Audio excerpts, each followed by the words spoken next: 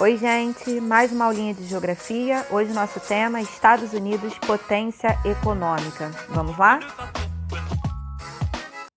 Bom, para a gente falar sobre a questão de produção, né, dos Estados Unidos, questão de potência econômica, a gente precisa lembrar do processo de expansão que existiu, né, que a gente viu em relação a essa expansão em direção ao oeste. Então, esse crescimento do espaço, ele também proporcionou, ele garantiu, na verdade, também a produção agropecuária. Ele permitiu que não só expandisse o território, crescesse o território, povoasse o território para poder executar a agropecuária, mas também a descoberta de recursos energéticos, a descoberta de matéria-prima, né, que são elementos muito essenciais para um desenvolvimento industrial, por exemplo, porque para você poder produzir você precisa de matéria-prima, você precisa de recursos energéticos, né, para poder ser a base dessa produção, para você poder transformar isso num produto final. Então, você não só a gente não só vai perceber, né, vai ter esse crescimento do território em questão de espaço, né, para ter essa produção, como a agropecuária, por exemplo, mas também os elementos básicos que eles precisariam ter para poder desenvolver essa industrialização. Tá legal? Então, assim, hoje os Estados Unidos eles são o maior produtor e o maior consumidor mundial de mercadorias e de serviços. Então, quando a gente fala sobre o PIB, que é o Produto Interno Bruto, né, é a produção toda, a produção geral de todos os setores que existem em um país, a gente tem batido aí nos últimos anos mais ou menos aproximadamente 24% dessa produção interna bruta, né, desse PIB dos Estados Unidos, mas em uma escala mundial. Então, 24% do PIB mundial, tá? Isso é bastante coisa.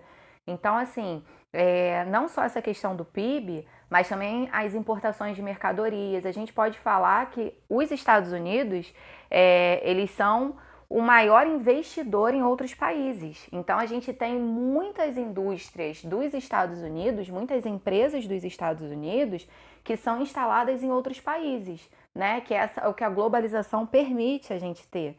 Então, a gente tem várias empresas, várias indústrias que produzem, seja lá o estilo, o setor que for, seja lá o produto que seja produzido, mas que está não só nos Estados Unidos, eles não se limitam aos Estados Unidos, né? Eles têm a matriz lá, que é o país de origem, mas eles estão espalhados pelo mundo todo. Então, é o maior investidor em outros países que está ali no topo do ranking, é Estados Unidos. E para a gente falar sobre essa produção, por exemplo, a gente precisa entender que é um país que é um gigante na produção da agricultura e da pecuária. Então, os Estados Unidos eles possuem uma extensão territorial para cultivar muito grande. Isso, a questão da ocupação de terras, né, por conta, por exemplo, do que foi visto sobre a lei da propriedade rural, pela questão do emprego, sistemas intensivos, mecanização, a tecnologia, o desenvolvimento dentro dessa produção do campo. Então, não só a questão da ocupação dessas terras para produção, mas também a forma que é feita a produção nessas terras, né? Eles têm essas altas tecnologias, eles têm essas atividades com mecanização, essa elevada mecanização nessas atividades agrícolas, o que vai permitir que você tenha uma intensa produção, uma maior quantidade na produção, né? O que seja investido para produzir numa melhor forma e numa escala muito maior. Tá ok? Então, assim, esse processo de mecanização do campo, de modernização do campo, ele acabou ajudando muito essa produção que a gente tem, essas empresas rurais, essas indústrias de alimentos. E essas áreas agrícolas, esses espaços agrícolas, eles são chamados de cinturões, né? Porque são áreas que a gente vai ter ali, zonas grandes, extensas, especializadas nessa questão agropecuária, que é o que a gente chama, na verdade, esses cinturões agropecuários de belts, né? Em inglês, ele é chamado de belts. Então, ali o predomínio da produção ali é cultivo, né? Principalmente usando essa agricultura moderna. Então, é um tipo de pecuária que vai utilizar essa modernização para fazer essa alta produção, para conseguir fazer essa larga escala, né, esse rendimento agrícola também. E aí a gente vai ter, na verdade, essa produção sendo destinada para um só produto, uma só cultura, né? Porque você vai investir, vai ter o investimento dessa modernização nessa agricultura comercial, só que vai ser escolhido um produto principal. Não significa que você não tenha, na verdade, outros produtos que possam ser cultivados, mas aí você já não vai ter essa intensidade na escala máximo e de deixar ali como se fosse o holofote naquela produção, é escolhida uma só cultura. Então você vai ter o cinturão do algodão, você vai ter o cinturão do leite, o cinturão do milho, o cinturão da pecuária. Então nessas áreas são investidas em um só produto. Você tem um produto principal que vai receber todo esse investimento de uma agricultura moderna para essa comercialização. Não falei que não possa existir outro produto ali, só que ele já vai vir, ele vai ser produzido numa escala muito menor, tá? Ele não vai ter esse holofote todo de investimento como o produto que foi escolhido para dinamizar e comandar aquela área de produção. Essa concentração, né, nas áreas industriais, como por exemplo, a gente na verdade divide em duas concentrações industriais, que é o que você está vendo aí no mapa, essa linhazinha verde, ela divide exatamente em duas concentrações, né? Que são os Snow Belt e o Sun Belt, que a gente vai ver também, né? Que isso vai lidar com a questão de indústria, né? Um cinturão de indústria, o espaço urbano industrial que a gente vai ter nos Estados Unidos. O Snow Belt é o que a gente encontra, por exemplo, na área nordeste dos Estados Unidos, e é a região mais antiga de concentração industrial que você vai ter no país, né? E aí, esse cinturão industrial, a gente, por conta de questão climática e tudo mais, ele tem esse nome, Snow Belt, que é chamado cinturão de neve, né? Cinturão da neve, se a gente traduzir. E aí o desenvolvimento, ele tem, aproveitando os recursos naturais, né? Como carvão, mineral, petróleo, alguns tipos de minerais. A gente começou a ter um investimento no meio de transporte ferroviário, rodoviário, fluvial, né? O lacustre. Por quê? Você começa a precisar a ter uma eficiência nesses sistemas de transporte, porque você tem um cinturão industrial, você tem uma concentração de indústrias poderosíssimas, recursos naturais, prima, que é a base de uma produção. Então a gente precisa ter um transporte, uma infraestrutura que seja eficiente para poder andar junto ali, caminhar com essa produção. Então, quando a gente fala sobre essa questão ali do Snow Belt, é por uma questão climática mesmo, né? Desse clima temperado que a gente vai ter invernos muito rigorosos nessa região, que está ali no Nordeste. E uma coisa que você não pode esquecer é que essa concentração industrial do Nordeste dos Estados Unidos é onde você tem a maior e a mais antiga concentração industrial do país, tá? Onde tudo começou no desenvolvimento industrial ali dos Estados Unidos. E aí, você viu ali que na parte verdezinha, né, no Nordeste, é a concentração do Snow Belt, e aí você vai ter nessas áreazinhas mais para lilás aí para roxinho, você tá tendo várias partes, você tá vendo? Você tá vendo várias regiõezinhas aí que tem essa concentração do Sun Belt. É isso aí, a gente está falando sobre, mesmo você tendo essas Sun Belt, ou seja, quando a gente fala que é o cinturão do sol, na verdade, essa extensão que a gente tem toda nessa parte aí dessas regiões aí dos Estados Unidos, são climas mais quentes, né? Tirando ali uma parte ali de Seattle, ali que você tem fazendo fronteira com o Canadá, que é uma região também industrial, mas a gente vai ter ali um conjunto desses espaços de desenvolvimento que já são diferentes do que a gente vê no Snow Belt, né? A gente falou que o Snow, ele já é muito mais antigo, é uma extensão muito maior de concentração industrial. O Sun já é muito mais recente, então já é um ponto que você vai ter de diferença entre eles, né? O Sun é muito mais recente, é uma região industrial muito mais recente. E aí a gente pode ainda dividir esses espaços industriais em duas partes, em dois grupos, o da costa oeste e o da porção sul e sudeste. Quando a gente fala sobre essa parte, esse conjunto que você vai ter dessa concentração industrial no Sun Belt, na costa oeste, tá? Você pode ver aí às vezes o Oceano Pacífico, costa oeste, dá no mesmo, tá? Nesse pedaço ali, nessa região, nesse grupo, a gente tem visto um crescimento dessa atividade industrial, ela teve um impulso muito grande de questões externas, né, para poder ter esse investimento e para poder ter esse crescimento.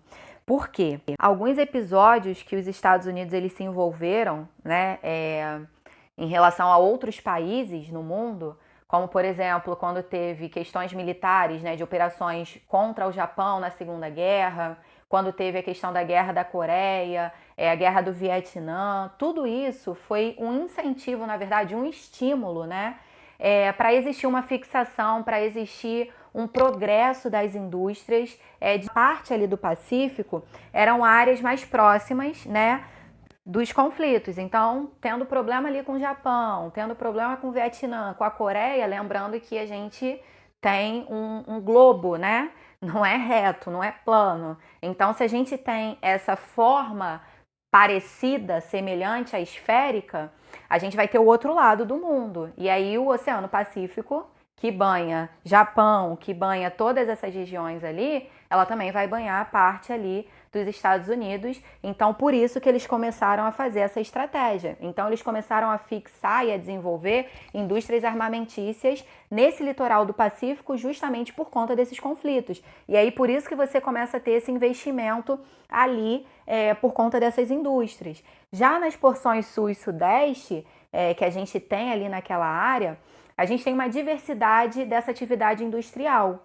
Então, assim, uma base espacial muito importante, que é o Cabo Canaveral que a gente tem ali nos Estados Unidos, está concentrada ali nessa parte ali do Texas, tá legal? Parte ali da base da NASA, são, na verdade, laboratórios de pesquisas. Então, assim, a gente já vai ter diferente do que a gente tem naquela porção ali mais da costa oeste, né?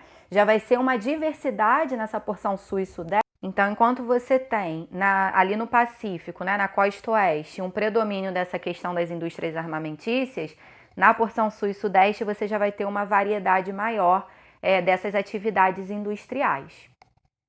Essa base, inclusive, que a gente tem ali em Cabo Canaveral, que é essa base que a gente vai ter espacial, inclusive teve um lançamento de um foguete, né, que foi ali no estado da Flórida em 2016. Então, para você ver a diversidade, né, a questão de pesquisa, ou seja, é mais voltado para essa área mesmo, só que tem universidades dessa área de desenvolvimento tecnológico e tudo mais, tal. É uma indústria que, por mais que ela esteja focada nessa questão, que você fale, poxa, Thalita, mas é a questão da NASA, você tem ali pesquisas, laboratórios, por mais que seja esse ramo, a gente vai ter uma diversidade na produção.